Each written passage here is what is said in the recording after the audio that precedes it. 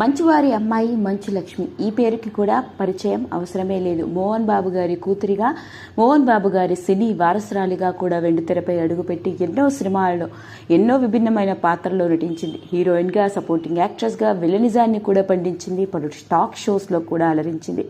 ఎన్ని ప్రయత్నాలు చేసుకున్నప్పటికీ ఆశించినంత రేంజ్లో మంచు లక్ష్మికి బ్రేక్ రాలేదని చెప్పాలి. కాకపోతే ఈ సినిమాల విషయాలన్నింటినీ పక్కన పెడితే సోషల్ మీడియాలో మాత్రం చాలా యాక్టివ్గా కనిపిస్తూ రకరకాల ట్రోలింగ్కి గురి అవుతున్నప్పటికీ ఎంతో స్పోర్టివ్గా తీసుకుంటూ తన పందాలో తాను కొనసాగుతూ ఉంటుంది.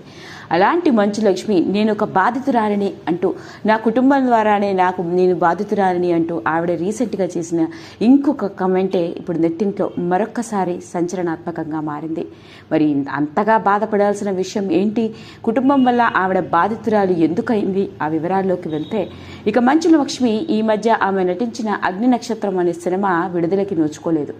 ఇలాంటి నేపథ్యంలోనే ఆమె పలు మీడియాకి ఇచ్చిన ఇంటర్వ్యూలో ఎన్నో ఆసక్తికరమైన విషయాలని తన ప్రమోషన్స్ ద్వారా వెలుగులోకి తీసుకొచ్చింది. ఇక ఆమె మాట్లాడుకొస్తూ, మా ఇంట్లో మా నాన్నకి నేను వెండితెర మీద కనిపించడం ఇష్టం లేదు. మా తమ్ముళ్ళిద్దరికీ సినిమా ప్రయాణం వడ్డించిన విస్తరిగా తయారైంది. వాళ్ళిద్దరూ ఇండస్ట్రీలోకి బాగానే అడుగుపెట్టారు. నేను మాత్రం ఎన్నో ఎదుర్కోవాల్సి వచ్చింది. పైగా ఓ పెద్ద హీరో కూతురు లేదా హీరోల చెల్లెళ్ళో అక్కలో గనక వెండితెర మీద కనిపిస్తే ప్రేక్షకులు ఆదరించరు. దానికోసం పెద్ద పోరాటమే చేయాలి. ఆ విషయంలో నేను కూడా బాధితురాలిని. నాలాగే మిగతా వాళ్ళ మాదిరిగా నేను కూడా వెండితెర మీద ఎంతో రాణించాలని అనుకున్నప్పటికీ ఆశించినంత రేంజ్లో నాకు ఇంకా బ్రేక్ దొరకట్లేదు. ఇక తెలుగు విషయంలో కాకుండా ఇక ముంబైకి వచ్చేయాలనుకున్నాను. ఒకానొక సందర్భంలో రానా కూడా ఎంతకాలం హైదరాబాద్లోనే ఉంటావు, ముంబైకి రాకూడదా, అక్కడ కూడా ప్రయత్నాలు మొదలుపెట్టు అని అనడంతో నేను ముంబైకి షిఫ్ట్ అయ్యాను. కొన్ని రోజుల పాటు తన ఫ్రెండ్ అయిన రెజీనా కెసాండ్రా ఇంట్లో ఉన్నానని, ఆ తర్వాత ఓ ఇల్లు తీసుకొని ఇక ఎన్నో ప్రయత్నాలు చేస్తున్నాను.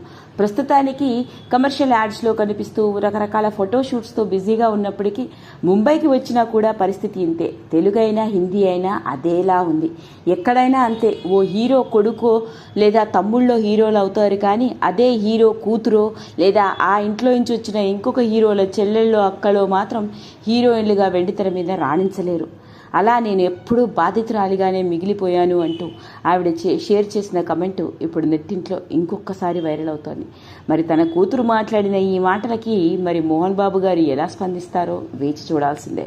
లైక్ చేయండి, షేర్ చేయండి, సబ్స్క్రైబ్ చేసుకోండి.